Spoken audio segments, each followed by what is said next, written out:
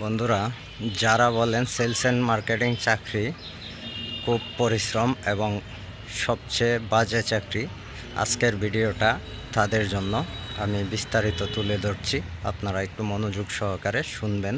শুনেন, যারা বলেন যে জীবনে মনে কোনো পাপ করছি ওই জন্য এই মার্কেটিং চাকরিতে আইছি, এই ভিডিওটা তাদের জন্য। আরে ভাই, আমি মনে করি মার্কেটিং চাকরির মতো স্বাধীন চাকরি এবং এত ভালো এত ইউনিক একটা চাকরি আর কোথাও নাই। আপনি জাস্ট একটু গুছায় নেওয়া লাগবে। আপনি কি প্রথম থেকে আপনি হিট করতে পারবেন? প্রথম থেকে সবকিছু করতে পারবেন? আপনি একটা জায়গায় গেলে 3টে মাস একটু কষ্ট করেন না, 3টে মাস একটু পরিশ্রম করেন না। মার্কেটটা যখন গুছায় নিবেন, যখন আপনার সব দোকানে প্রোডাক্ট উঠবে, যখন দোকানে অ্যাভেলেবেল প্রোডাক্ট থাকবে, এসকিউ বাড়বে, তখন আপনার জন্য কাজটা একদম সহজ হয়ে যাবে। অনেক রিল্যাক্সে কাজটা করতে পারবেন। আসলে আমাদের একটা সমস্যা কি, আমরা আসলে মনে করি যে আমাদের বিপরীত পাশের লোকটা মনে খুব ভালো আছে, আমরা মনে এই চাকরিতে খুব কষ্টে আছি।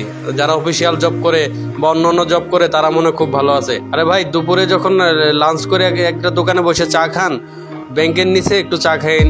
কিছু ব্যাংকারেরাও এসে তো চা খায়, মাঝে মধ্যে একটু হাই হেলো করেন, তাদের দুঃখটা একটু শুনেন যে ভাই আপনার ব্যাংকে চাকরি করেন, কেমন আছেন, কোনো প্যারা কি আছে কি আসে বিষয়, তখন বুঝবেন যে আসলে ওদের প্যারা কি।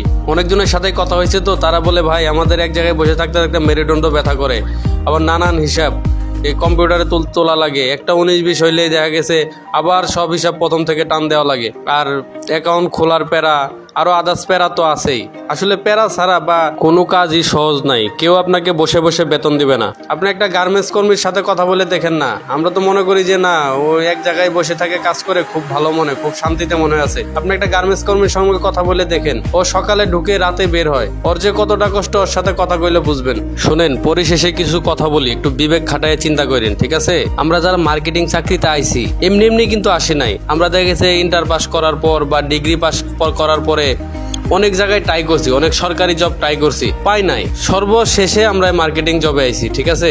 জবে যেহেতু এসেই পড়ছি, একটু জবটাকে এনজয় করি না, একটু ভালোভাবে করি না, একটু গুছাই নেই না। আমরা নিচের দিক না তাকাই উপরের দিক তাকাই যে আমাদের বসরা কিভাবে এত দ্রুত বস হইলো, কিভাবে তারা প্রমোশন নিল, কিভাবে তারা এত বড় একটা কোম্পানিকে চালাচ্ছে, কিভাবে তারা আমাদেরকে হ্যান্ডেলিং করতেছে। আমরা একটু তাদের দিকে তাকাই না, তারা যে কয় বছর থেকে এই কোম্পানিতে আছে। তারা যদি পারে, আমরা পারবো না কেন?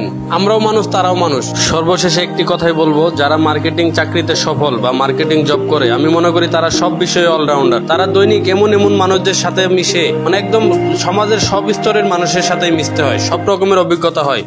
একটা সমাজে ভালো মানুষ হিসেবে প্রতিষ্ঠিত হওয়ার জন্য যা যা গুণ থাকার দরকার একটা মানুষের, আমি মনে করি এই মার্কেটিং চাকরি থেকে সে গুণ অর্জন করা সম্ভব।